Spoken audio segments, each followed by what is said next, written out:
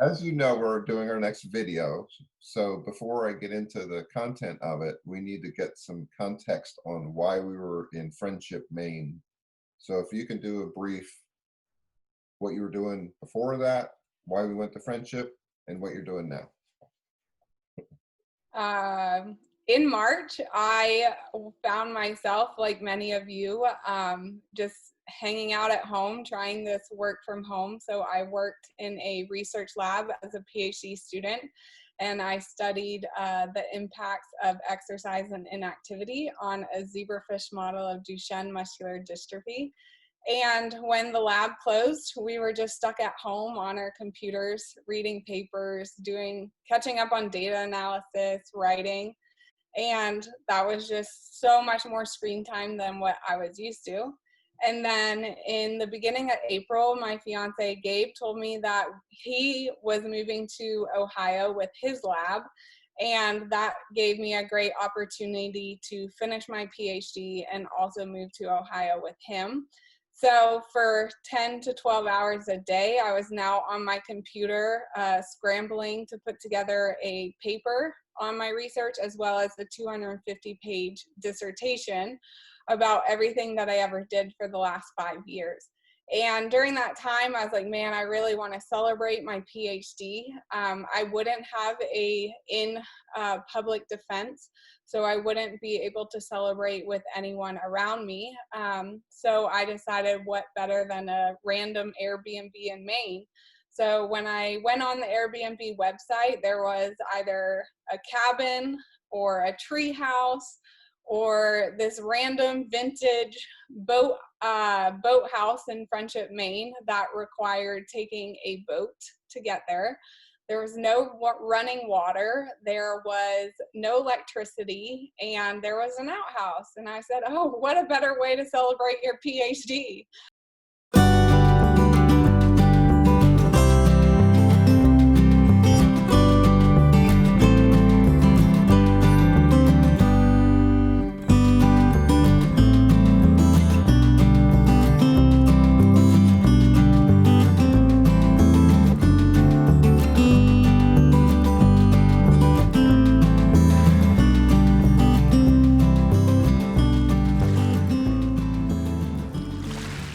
Friendship, Maine is a very small town with a very inviting name. It was founded in 1807, and by 1859 the population was 691. Friendship was only accessible at high tide until 1897. This is after the period that we are interested in for this story, but for information on what occurred here in Friendship in 1897, let's explore that first. A steamship captain in Rockland told Sherman Tecumseh Jamestown and Walter Wooten he would make a stop here if they expanded the wharf to 100 feet in length. They paid for the wharf, renamed the property in their name, and promptly built a store, a grain shed, a ticket office, a freight shed, and a wide gangway that could be raised and lowered for loading and unloading of freight. Today's population in Friendship is only about 1,300 people, so to have a crowd like this here at this time must have been quite an event. Here a group of campers from the boys' camp on Moody Island are returning home on the steamship Mineola in 1900. The Eastern Steamship Company provided daily connection to Friendship, Maine for $3.50 round trip. The time we spent in this area was on the neighboring Friendship, Long Island, and we were about to go back in time, before electricity, before running water, and before modern conveniences. Tucked away in a small cove was a house that seemed locked in time. The house had been kept as authentic as possible, so we were excited to experience it and have a relaxing weekend. Julie and I would kayak to and from the island daily.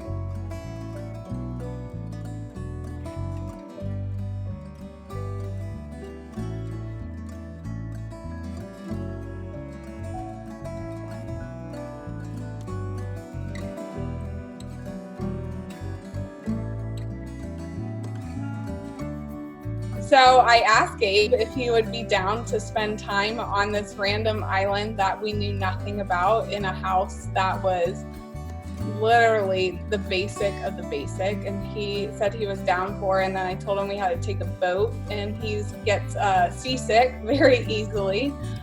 So I had to ask how long the boat ride was, and we were told it was 5 minutes. So that was easy to convince him to come. And then I also asked a couple other people we were quarantining with, because we were either in the same lab or lived in the same apartment complex. So we decided that as soon as I defended, we would go celebrate on this random island in Maine and get the ultimate Maine adventure. When we arrived, it was just this old Maine house, like a vintage museum. There was tons of old books. Nothing had been redone or touched up or moved. So we explored the house with magazines and all these old classical books and piano that didn't really work, and creaky like spring beds, and definitely no running water, no water at all because we were in a drought. And then we just hung outside and drank and sat by a fire and cooked in this pizza oven and made lobsters, and just all weekend long we were just outside for most of the day, hanging out, having a good time. No screens, no cell phone service, nothing.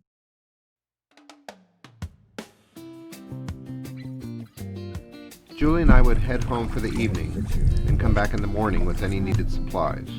The kayaking was incredible, best yet I had ever experienced.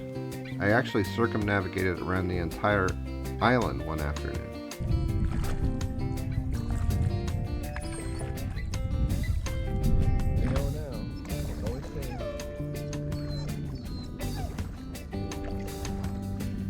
We would hang out with the kids, read, play with the dogs, and explore.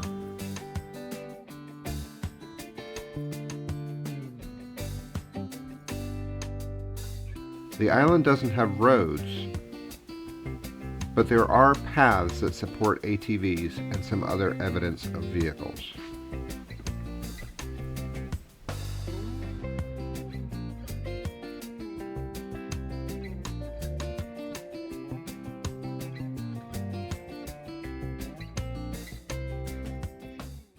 We came upon a very old cemetery.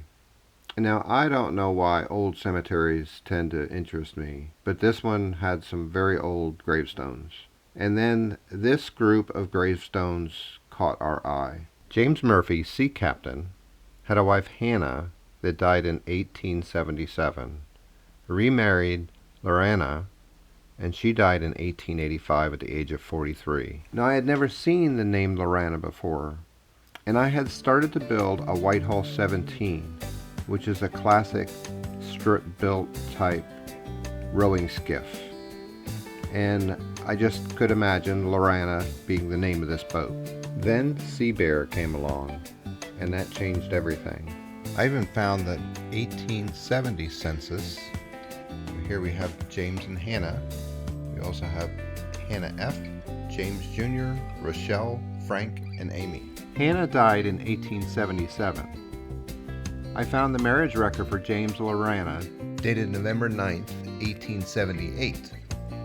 Then things got interesting in the 1880 census.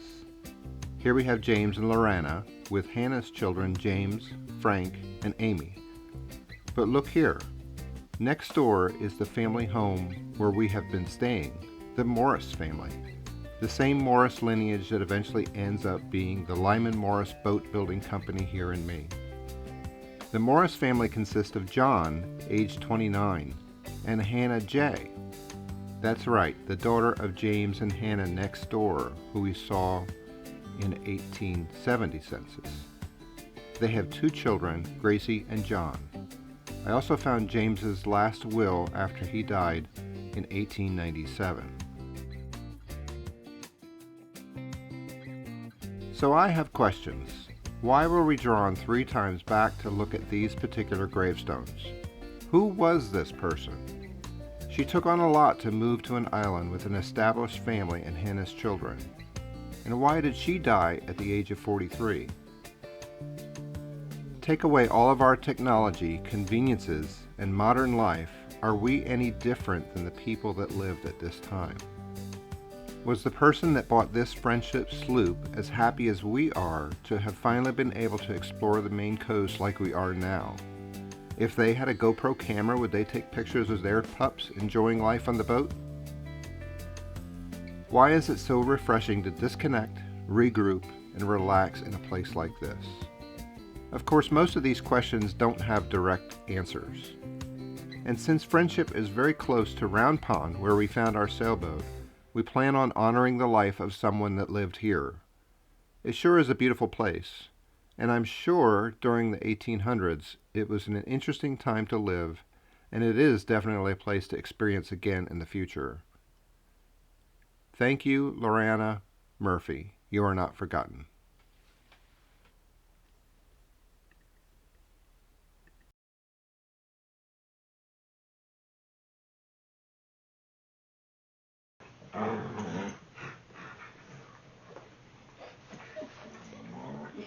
You both can sit up here at the same time. Yes, you can. Yes, you can both sit up here at the same time. Well, that was a fun weekend. There was lots to experience, and the kayaking was incredible. And there's a pronunciation discussion on. Is it Laurana or Laurana? We don't care. Both are acceptable. Both are acceptable, yeah. So that's all we know about that family. We did some searching. It says captain on his gravestone, but it's not in a record in Bath or anything like that. So it may have been just a local fisherman. We're not quite sure. So if you're a Palmer or a Murphy and have some information, leave a comment in the description. Story number 1 was we got a boat. Story number 2 was we brought it to Camden. Story number 3 is why we named it Laurana. Story number 4 is let's get some sailing done. And that's the next story. Until then, See ya. see ya.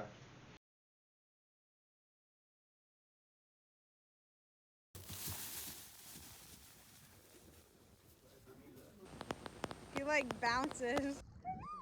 Hey. Stop.